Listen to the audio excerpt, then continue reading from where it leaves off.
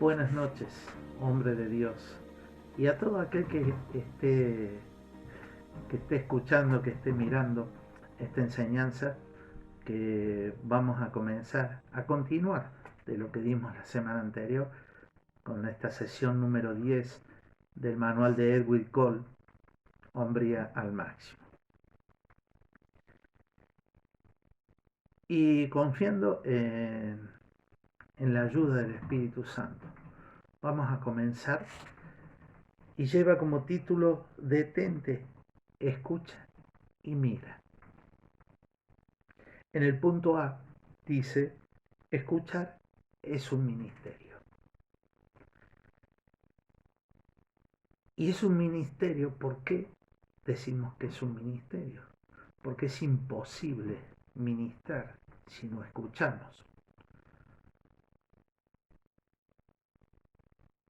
Y vamos a ver qué dice la Real Academia Española, el significado que tiene el escuchar.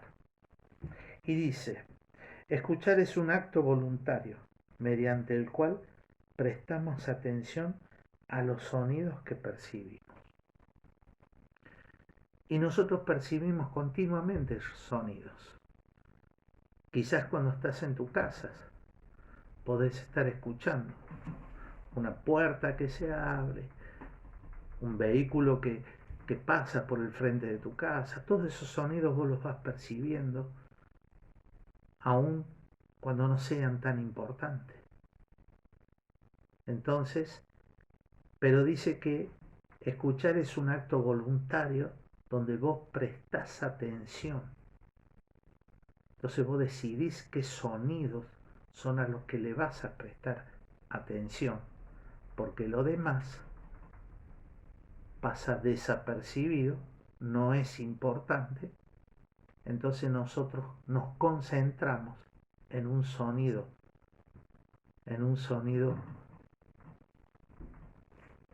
especial. Y llevando esta definición a la administración,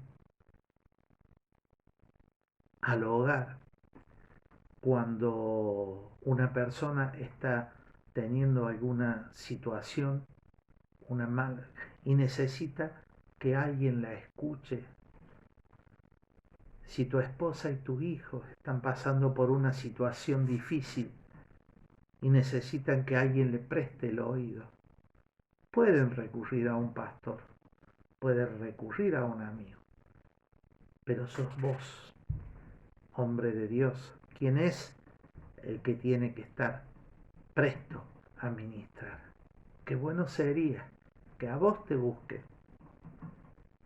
Y para eso debemos aprender a escuchar. ¿Por qué? Porque cuando vos vas a sentarte con tu esposa o sentarte con tus hijos para ministrar, para solucionar, porque te pidieron ayuda, si vos escuchás, estás creando un clima favorable a la administración. ¿De qué manera? Cuando escuchás, estás generando confianza. Haces que la otra persona se sienta valorada. Eliminas tensiones, nerviosismos y llegas al fondo del problema. Es tan importante el escuchar que la otra persona percibe que la estás escuchando a través de tus gestos, de la mirada, percibe que la estás escuchando a través de el lenguaje corporal. Quizás si estás asintiendo con la cabeza, y eso la hace sentir con tanta confianza que puede abrir el corazón como necesitas que lo abra completamente, para poder saber no solo el hecho en sí, sino las causas que lo pueden haber producido, para que esté con esa preocupación. Avanzando y vamos al punto número 1, que dice, aquel que escucha antes de hablar tendrá éxito. Y en el Proverbio 18, capítulo 18, versículo 13, dice, es una necedad, una vergüenza responder antes de escuchar. Es tan importante escuchar que cuando no lo hacemos, no podemos llegar a feliz término. No podemos estar interrumpiendo el relato, porque en ese relato ella está dejando todas sus emociones, ella está abriendo el corazón. Y muchas veces cometemos el error de estar interrumpiendo, emitiendo juicios apresurados, queriendo responder cuando aún no se ha terminado, no ha terminado de explicarte la totalidad de su problema. Entonces, es necesario que nosotros dejemos de que te cuente todo lo que tenga para contarte. Y dice que es una necedad, pero también habla de una vergüenza responder antes de escuchar. ¿Por qué? Porque es lo que puede llegar a sentir la persona que te está escuchando y sabe que vos la estás interrumpiendo y podés lograr de que todo ese tiempo que quisiste destinarlo sea en vano y dejarlo a ella con una desilusión que a lo mejor después no pueda abrir su corazón ante nadie. Es una vergüenza que vos llegues a eso, pero por allí nosotros lo hacemos. Quizás por el desconocimiento, quizás porque somos ansiosos.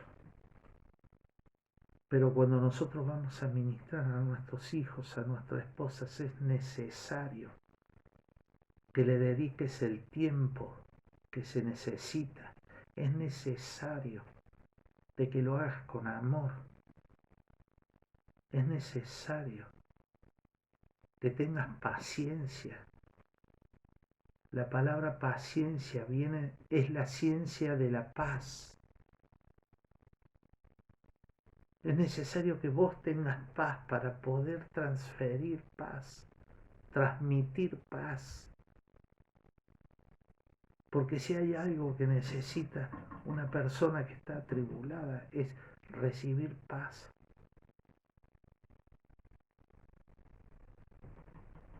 Y si estás apresurado, mirando el reloj a cada rato, o el celular para saber el horario, la persona que está hablando está percibiendo que tu atención no es completa hacia ella. Estás apresurado para que termine rápido. Entonces, tenemos que aprender a escuchar hasta el final, porque allí le vas a dar el lugar al Espíritu Santo. Y aparte, vas a recabar toda la información que necesitas para poder aconsejar, para poder ensayar una respuesta, para poder ensayar una solución o aconsejar a la persona que está ministrando. Si no, corres el riesgo cuando interrumpís de sacar de contexto, de estar emitiendo un juicio equivocado, porque no has conocido y porque no has tenido los elementos y la información necesaria para dar un juicio o para dar una respuesta o para dar un consejo. En Santiago 1:19 dicen: recuerden esto, queridos hermanos, todos ustedes deben estar listos para escuchar. En cambio, deben ser lentos para hablar y para enojarse. La palabra nos guía, la palabra nos dice que tenemos que ser pronto o listo para escuchar, pero lento para hablar. Esa es la forma correcta de ministrar. Y en el punto número 2 dice: Dios ha puesto un premio al escuchar. Dice en Apocalipsis capítulo 2 versículo 7: el que tiene oídos, oiga lo que el Espíritu dice a las iglesias. A los que son vencedores les daré a comer del maná que está escondido. Y les daré también una piedra blanca, donde está escrito, en la que está escrito, un nombre nuevo que nadie conoce sino el que lo recibe. Qué maravilloso, qué lindo sería que seamos buenos ministradores en nuestros hogares, que seamos buenos sacerdotes, para que al final del camino podamos tener un hogar exitoso, podamos ser vencedores, poder tener un hogar en armonía, en paz, con una confianza mutua entre ustedes. Eso es ser vencedores y poder recibir esta hermosa promesa que dice que el maná que está escondido, y por el significado del maná, ese maná que recibían los hebreos que salían de Egipto, que salían de ser esclavos para ir a una tierra prometida, pero nunca, ni un solo día, le faltó el alimento, y ese alimento era ese maná que venía del cielo. Y todos los días cuando se levantaban, ellos tenían su comida y todos los nutrientes que necesitaba su organismo. Entonces el maná es la providencia, es, es cuando Dios nos provee del alimento que necesitamos. En este caso es el alimento espiritual que necesitamos. Y dice que nos da un nombre nuevo, nos cambia el nombre para poder identificarnos. Ese Dios que hoy te llama hijo. Qué lindo que es que Dios te llame hijo. Y luego te da un nombre nuevo. ¿Cuándo? Cuando sos vencedor, al final del camino.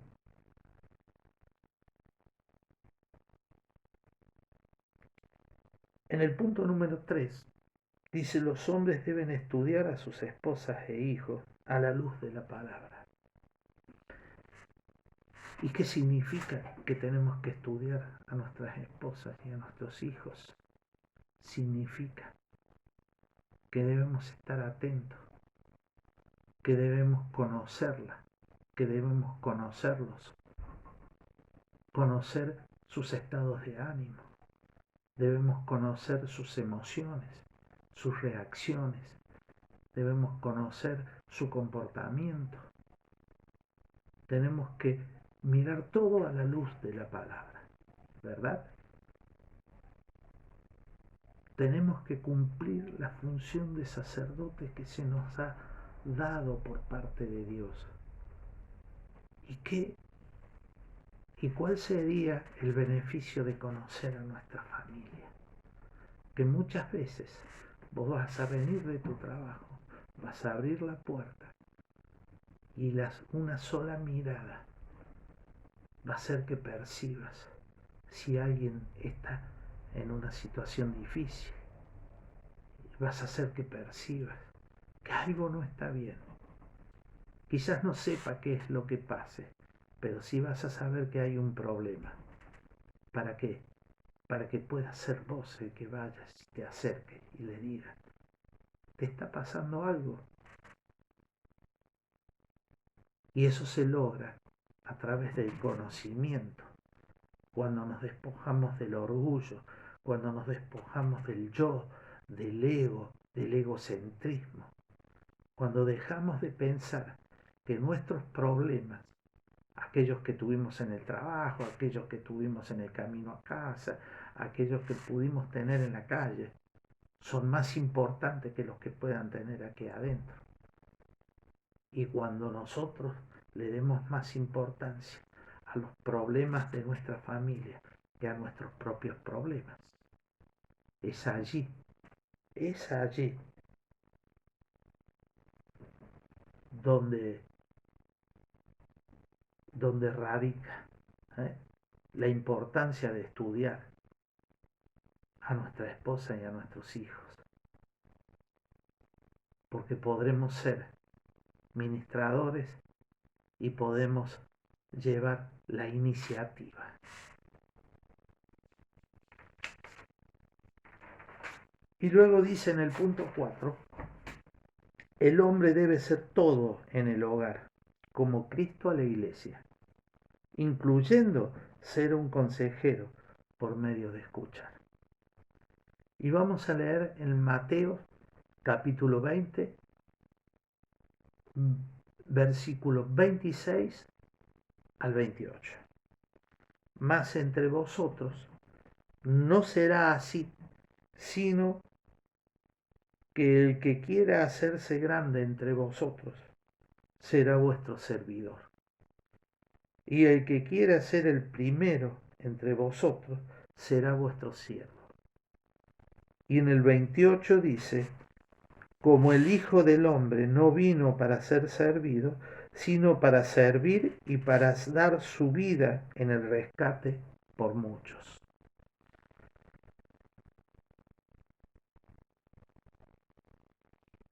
Y aquí te está hablando la palabra. La palabra de Dios nos ha hablado y nos dice a nosotros, hombres de Dios, cabezas de hogar y sacerdotes, nos está diciendo la palabra que nosotros somos los que tenemos que servir a nuestra familia, que no tenemos que esperar ser servidos, porque amar es servir, porque dice que tenemos que servir como Jesús, que tenemos que amar. Dice, el hombre debe ser todo en el hogar como Cristo a la iglesia. Y no nos olvidemos que Cristo, que quien lavó los pies no fueron los discípulos a Jesús, fue Jesús a sus discípulos. Por lo tanto, es necesario de que tomemos ese modelo del servicio, de ser un hombre colaborador en la casa, de ser un hombre que colabore con la esposa, con los hijos, de ser una persona que esté atento a las necesidades de cada uno. Nosotros tenemos que servir, no ser servidos. Y en Efesios 5:25 dice, maridos, amad a vuestras esposas, de acuerdo, así como Cristo amó a la iglesia y se entregó a sí mismo por ella. Cristo amó a la iglesia y dio todo estuvo dispuesto a sufrir todo y de hecho que lo sufrió. Y nos aceptó así como éramos, lleno de pecado, con las limitaciones que tenemos. Sus discípulos, algunos lo negaron, Pedro lo negó, Judas los traicionó, así todo le lavó los pies, lo amó. Así debemos hacer con nuestra esposa. El modelo del amor que tenemos que darle a nuestra esposa es el modelo, es el amor que Jesús le dio a la iglesia.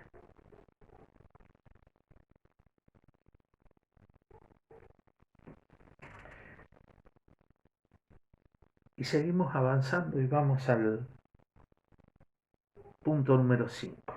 Y ahí dice: los hombres necesitan ministrar a sus esposas de acuerdo a sus necesidades. Hablábamos recién del conocimiento que tenemos que tener de nuestra esposa y de nuestros hijos. Pero acá dice, se refiere a la esposa. Teniendo el conocimiento de nuestra esposa, nosotros tenemos que saber cuáles son sus necesidades. Y cuando nuestras esposas tienen necesidades, somos nosotros los que tenemos que suplirlas. Tenemos que ministrarlas de acuerdo a su necesidad. Tenemos que dedicarnos a ella.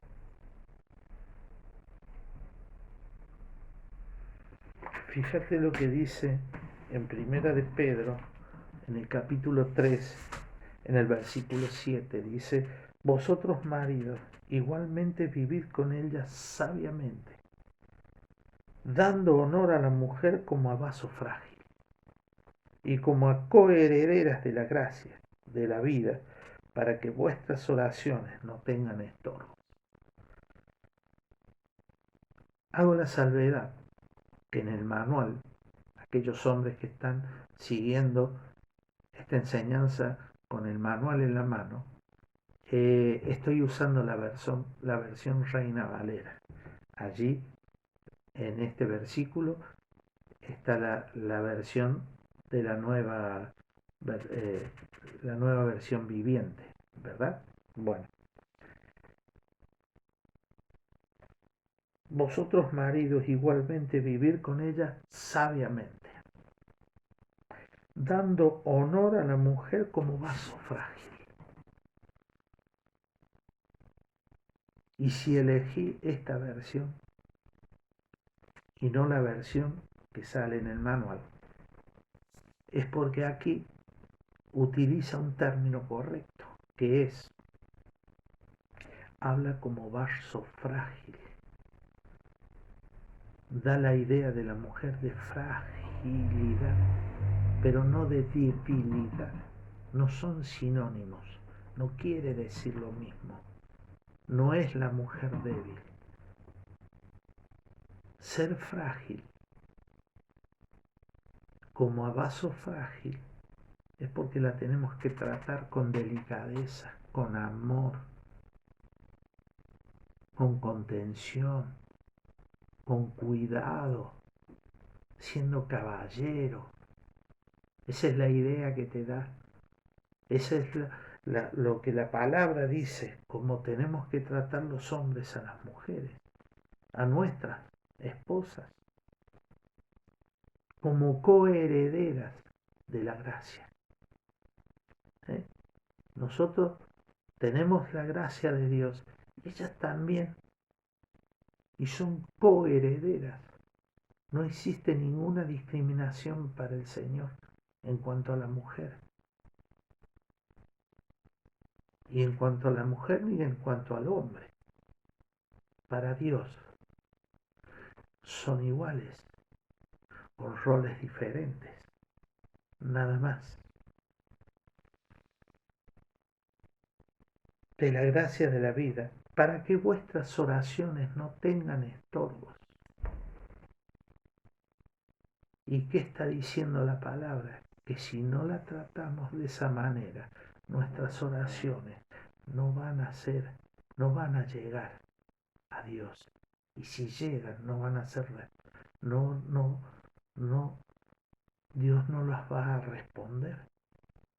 Dios no va a concedernos lo que nos pedimos. ¿Por qué? Porque vamos a tener un estorbo, vamos a tener un tropiezo, no vamos a estar bien comunicados con Dios. ¿Por qué?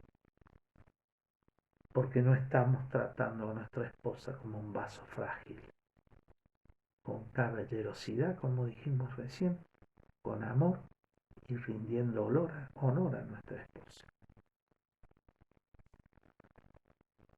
Y en el punto B dice, el pecado de omisión es el pecado básico de la humanidad. El pecado de omisión se comete por no hacer algo que es impuesto por la ley moral, en este caso por la ley de Dios. El pecado de omisión tiene que ver con el pecado, con lo que no hacemos, de lo que Dios nos ha dicho que tenemos que hacer. Y dices, el pecado de omisión es el pecado básico de la humanidad, porque la humanidad ha dejado de hacer en su gran mayoría lo que Dios ha dicho, se ha rebelado contra Dios y no hace lo que en sus mandamientos Dios ha dejado. Ese es el pecado de omisión. Y la base,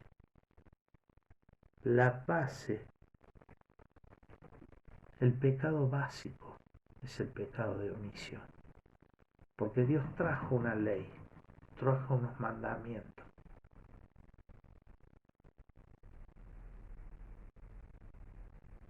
Y nosotros sabemos distinguir entre el bien y el mal. Y decidimos no hacer lo bueno. Por eso, como decidimos no hacer lo bueno, hacemos lo malo. La única razón por la que actúas en el punto número 1 mal es que no actúas bien. Y aunque esto parezca un juego de palabras, te está diciendo de que el pecado nace en el pecado de omisión. Porque al no hacer el bien, haces el mal. Al negarte a hacer el bien, estás haciendo el mal. Y en Santiago 4:17, el que sabe hacer el bien y no lo hace, comete pecado.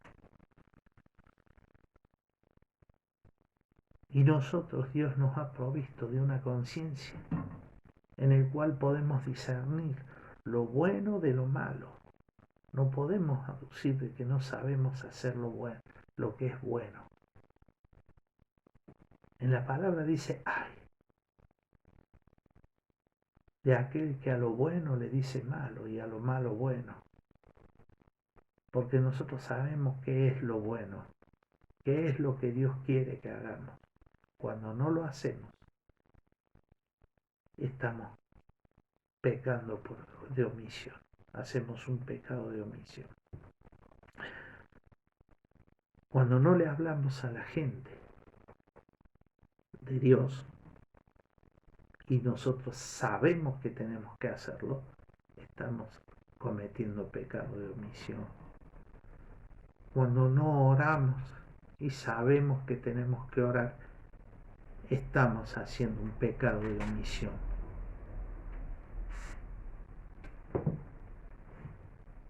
En el punto número 2 dice, los hombres van al infierno, basado no en lo que hacen, sino en lo que no hacen. Fíjense qué importante es esto. Y para eso vamos a leer en Mateos y vamos a empezar en el capítulo 25, en el versículo 42 y dice, porque tuve hambre y no me disteis de comer, tuve sed y no me diste de beber, fui forastero y no me recogisteis, estuve desnudo y no me cubristeis, enfermo y en la cárcel y no me visitasteis. Y en el 44 dice, entonces también ellos responderán diciendo, Señor, ¿cuándo te vimos hambriento, sediento, forastero, desnudo, enfermo o en la cárcel y no te servimos? Y en el 45 dice, entonces les responderá diciendo, de cierto os digo que en cuanto no lo hicisteis a uno de estos más pequeños, tampoco a mí lo hicisteis. Y las consecuencias, en el 46 dice, e irán estos al castigo eterno y los justos a la vida eterna, por no hacer lo que debían hacer, por no hacer lo bueno, por omitir hacer el bien, vas al castigo eterno.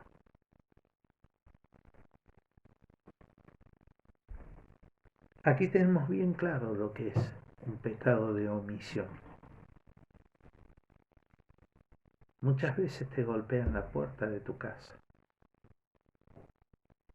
y a veces, sabiendo que está necesitado, le negas una ayuda. La Biblia dice, no digas no teniendo.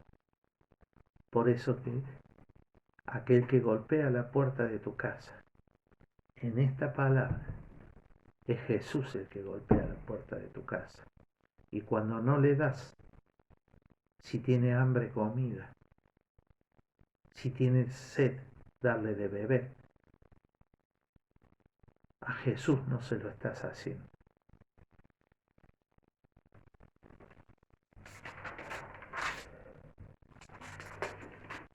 Y como ya vamos terminando, vamos al punto número 3. Al fracasar en llenar nuestras mentes con pensamientos piadosos y verdades divinas, los fragmentos de la contaminación se filtran. Luego de haber conocido a Dios y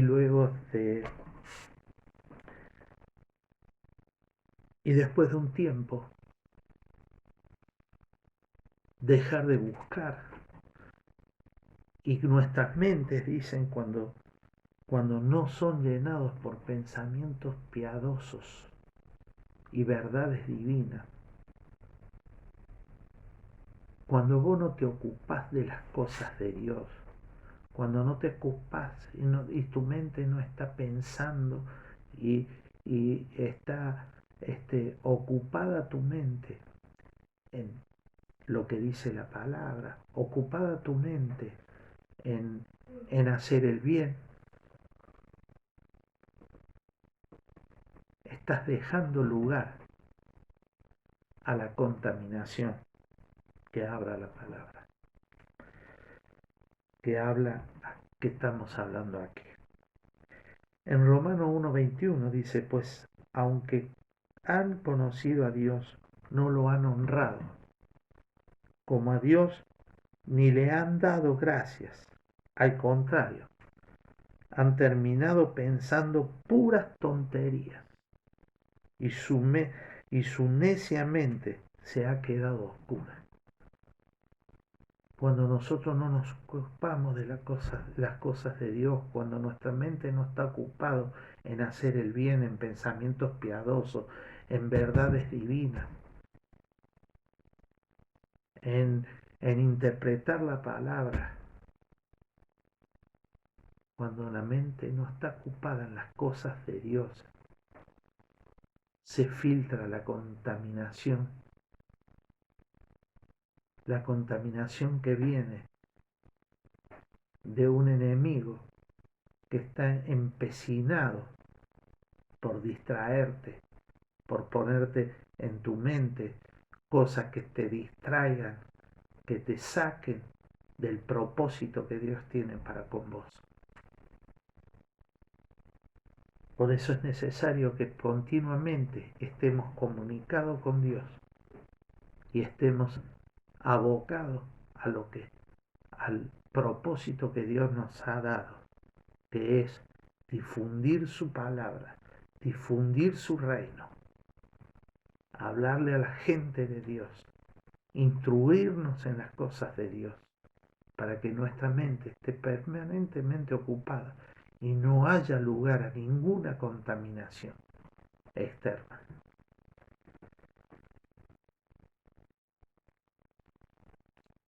Y el último punto que vamos a ver es el punto C, que es la comunicación en la base de la vida. Jesús le contestó, las Escrituras dice, en el capítulo 4 y versículo 4 estamos hablando, Jesús les contestó, la Escritura dice, no solo de pan vivirá el hombre, sino de toda palabra que sale de la boca de Dios. Y acá es necesario que sepamos la importancia de la comunicación. En esta sesión número 10, que estamos terminando, nos hemos abocado principalmente a la comunicación. Primeramente en el rol del hombre y de la mujer, y luego la manera en que debe estar la administración, la relación que debe haber dentro del hogar y la comunicación para tener un hogar armonioso, para tener un hogar en paz, para tener un hogar ejemplar, para ser exitoso y para recibir el maná que está escondido, como dice la palabra. Por eso, mejora la comunicación que tenés con tu familia. Escucha, percibí, estudia a los que viven con vos, a tu esposa, a tus hijos, para que puedas ser ese sacerdote que Dios puso en esa casa y para que puedas vivir sabiamente y conducir a una vida exitosa a toda tu familia.